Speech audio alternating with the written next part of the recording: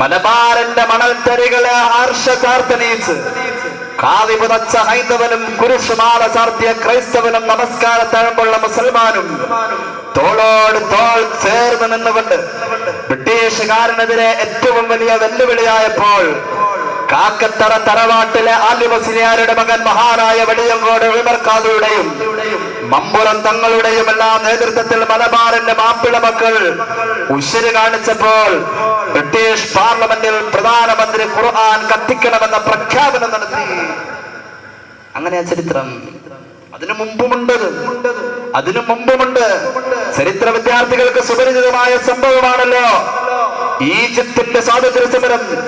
19-ാം നൂറ്റാണ്ടിന്റെ തുടക്കത്തിൽ, കൃത്യമായി പറഞ്ഞാൽ 1888 ഈജിപ്തിൽ വെച്ച് ഈജിപ്ഷ്യൻ പട്ടാളത്തോട് ബ്രിട്ടീഷ് സൈന്യം പരാജയപ്പെട്ടപ്പോ ആ കാലഘട്ടത്തിലെ ബ്രിട്ടീഷ് പ്രധാനമന്ത്രിയായിരുന്ന ഗ്ലാഡ്സ്റ്റോൺ അയാളുടെ വൃത്തികെട്ട വലത് കൈയിൽ വിശുദ്ധമായ ഖുർആന്റെ പാവന പകർപ്പെടുത്തുയർത്തി പിടിച്ചിട്ട് പ്രഖ്യാപിക്കുകയുണ്ടായി. As long as the Egyptians got this book with them, we will not enjoy quiet and peace in that land. എത്ര കാലമാണോ ഈജിപ്തിലെ ജനങ്ങൾ ഈ വിശുദ്ധമായ ഗ്രന്ഥം അവരുടെ നെഞ്ചോട് ചേർത്ത് പിടിക്കുന്നത്, അക്കാലത്തോളം we will not enjoy quiet and peace in that land. നമുക്ക് ആ മണ്ണിൽ ശാന്തിയോ സമാധാനമോ ലഭ്യമല്ലെന്ന് പാർലമെന്റുകളുടെ മാതാവെന്ന് ചരിത്രം ഉല്ലേഖനം ചെയ്ത ബ്രിട്ടീഷ് പാർലമെന്റിന്റെ ഹൗസ് ഓഫ് കോമണിൽ വെച്ച് അധോസഭയെ കിടിലം കൊള്ളിച്ചുകൊണ്ട് ഗ്ലാഡ്സ്റ്റോൺ പ്രഖ്യാപിച്ചുവെങ്കിൽ رضي الله عنه أنه قال النبي صلى الله عليه وسلم പുണ്യ റസൂൽ പറയാ إن الله يرفع بهذا الكتاب أقواما ويضع به آخرين. നബി മുഹമ്മദ് മുസ്തഫ സഹീഹ് മുസ്ലിമി ഹദീസ് ഉദ്ധരിച്ചിട്ടുണ്ട്. ഈ വിശുദ്ധമായ ഗ്രന്ഥം കൊണ്ട് സമുദായത്തിലെ ഒരു വിഭാഗത്തെ അല്ലാഹു ഉന്നതരാക്കി. ഈ വിശുദ്ധമായ ഗ്രന്ഥം കൊണ്ട് ഒരു വിഭാഗത്തെ അല്ലാഹു സമുദായത്തിൽ താഴ്ത്തിക്കളഞ്ഞു. ഉന്നതരാക്കിയവരിൽ അല്ലാഹു നമ്മെ ഉൾപ്പെടുത്തട്ടെ. അല്ലാഹു തണല് കൊടുത്തവരിൽ അല്ലാഹു നമ്മെ ഉൾപ്പെടുത്തട്ടെ.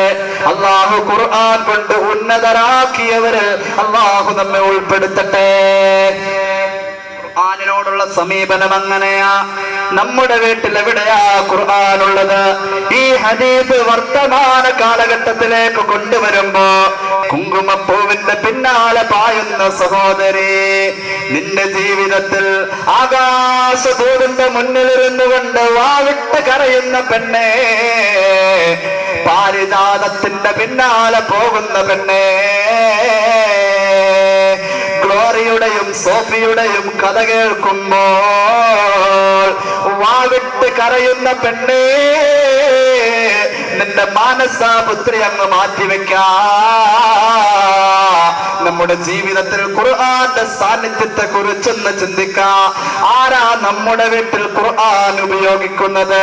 സ്കൂളിൽ അറബി എന്ന് പറയുന്ന ഒരു വിഷയമുള്ളത് കൊണ്ട് മദ്രസയിൽ എന്റെ മകൻ വരുന്നില്ല, മകള് വരുന്നില്ല, ട്യൂഷന് പോകുന്നു എന്ന് പറഞ്ഞ് മദ്രസയിലെ വെറും തുച്ഛമായ 1 മണിക്കൂർ ജീവിതത്തിൽ മാറ്റിവെക്കുന്ന നിന്റെ മകന്റെ അവസ്ഥ.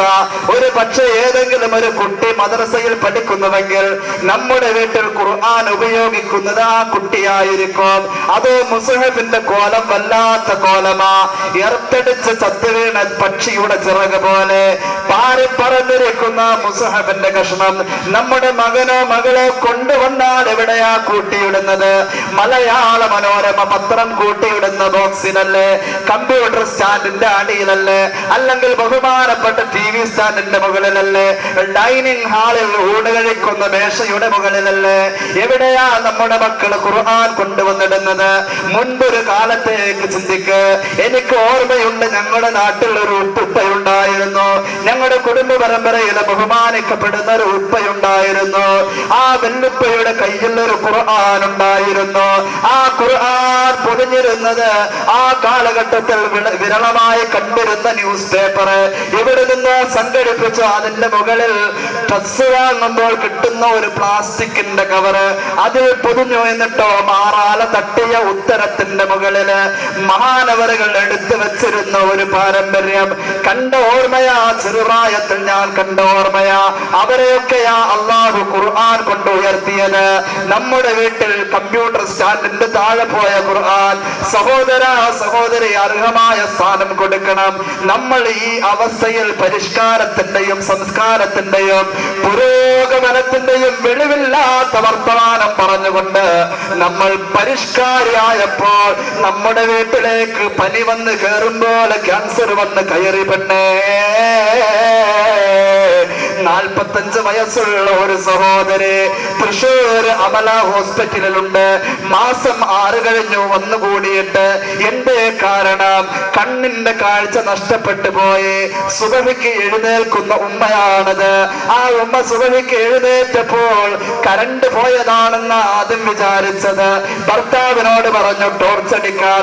ഭർത്താവ് ദേശത്തോടു കൂടെ പറഞ്ഞു, തെളിഞ്ഞു കിടക്കുന്ന ലൈറ്റ് നീ കണ്ടില്ല പെണ്ണെ. ആ ഉമ്മയുടെ ജീവിതത്തിൽ സഹോദരി കണ്ണിന്റെ കാഴ്ച നഷ്ടപ്പെട്ടത് സീരിയൽ കണ്ടത് കൊണ്ടല്ല,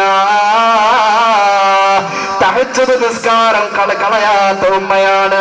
അള്ളാഹു ശിഫ കൊടുക്കട്ടെ. അടുത്ത ദിവസം വിദേശത്ത് നിന്നും അവരുടെ മകൻ എന്നെ വിളിച്ചിട്ട് കരഞ്ഞിട്ട് ദുആരക്കാൻ പറഞ്ഞു. 2 ആഴ്ചയിൽ ഒരിക്കൽ നടത്തുന്ന ഇഞ്ചക്ഷന്റെ മരുന്ന് ബോംബെയിൽ നിന്നും വരണം. ആ മരുന്ന് ചെയ്യപ്പെടുന്ന ഒരു ഇഞ്ചക്ഷന്റെ ചാർജ് 60,000 രൂപയാ. 60,000 രൂപ. എന്നിട്ടോ ആ ഇഞ്ചക്ഷൻ ചെയ്ത് 6 മാസം കൊണ്ട് എന്റെ ഉമ്മച്ചിയുടെ വലത്തെ കണ്ണിന്റെ 25% കാഴ്ചയും തിരിച്ചു കിട്ടി. ഉസ്താദേ, ഇപ്പോൾ വെളിച്ചം കണ്ടാൽ വെളിച്ചമാണെന്നും വെളിച്ചമില്ലായ്മ ഇരുട്ടാണെന്നും മനസ്സിലാക്കുന്ന തരത്തിലേക്ക് അല്ലാഹു അവരുടെയും നമ്മുടെയും കണ്ണിന്റെ കാഴ്ച നിലനിർത്തി തരട്ടെ. ഖുർആൻ ജീവിതത്തിൽ നിന്ന് അകലുമ്പോൾ തൈറോയിഡ് ക്യാൻസർ ആവും പെണ്ണെ. ഖുർആൻ ജീവിതത്തിൽ നിന്ന് അകലുമ്പോഴാ ഗർഭാശയത്തിൽ വരുന്ന സാധാരണ മുഴ ക്യാൻസർ ആകുന്നത്. അല്ലാഹു കാത്ത് രക്ഷിക്കട്ടെ.